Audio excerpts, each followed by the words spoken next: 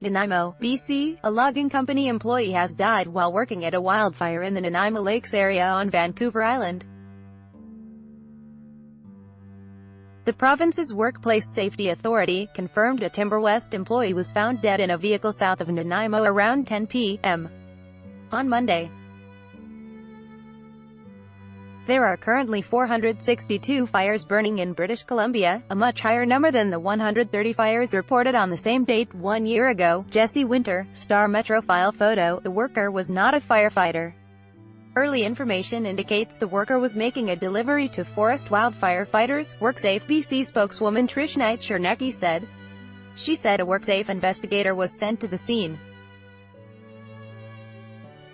Chernecki said the death was not related to a crash but could not give any more details, including the person's name, age and gender.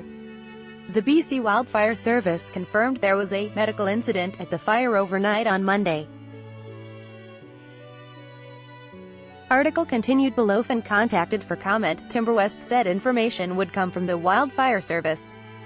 There are currently 462 fires burning in British Columbia, a much higher number than the 130 fires reported on the same date 1 year ago.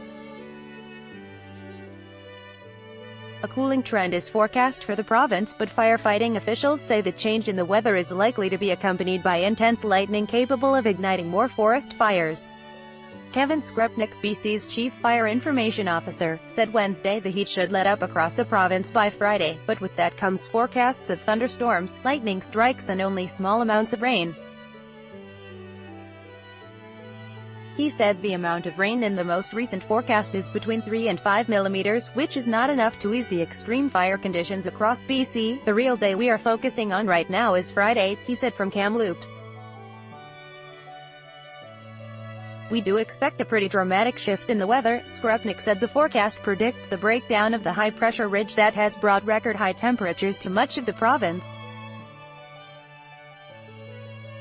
Article continued below. Unfortunately, with the system coming through, we are expecting a cold front that is going to bring about increased winds, and that is more than likely going to bring some thunderstorm activity with it, he said.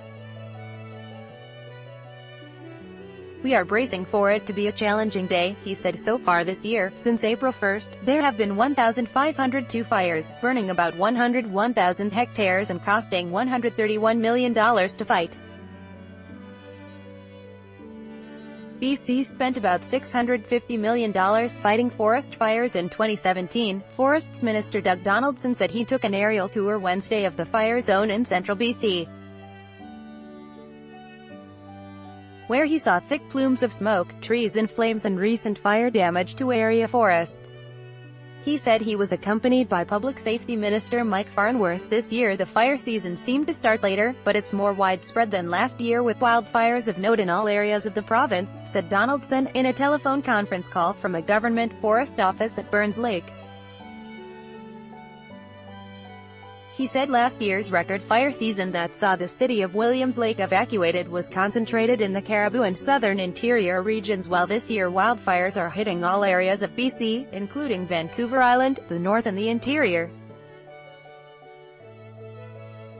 The major fires of concern include a wildfire in Telegraph Creek in the province's northwest and a large blaze south of Caramias, he said.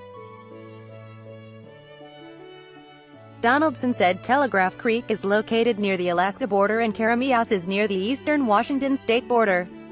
He said he's tried to get into Telegraph Creek to survey damage from the ongoing fire that destroyed or damaged 24 buildings, but has been turned back twice due to thick smoke. A crew of firefighters from Yukon traveled to the community Wednesday to assist in the battle. The crew is managed by the development arm of the Taanquacan Council, a First Nation in the Whitehorse area, and spokesman Ben Asquith said the call for assistance came from former Yukon politician Darius Elias, whose parents live in Telegraph Creek. Farnworth said there are currently 22 evacuation alerts in areas across BC, which mean that residents must be prepared to leave at a moment's notice. There are also 17 areas that have been evacuated due to extreme fire danger, with the largest being in the Telegraph Creek area, where 250 people have been ordered to leave.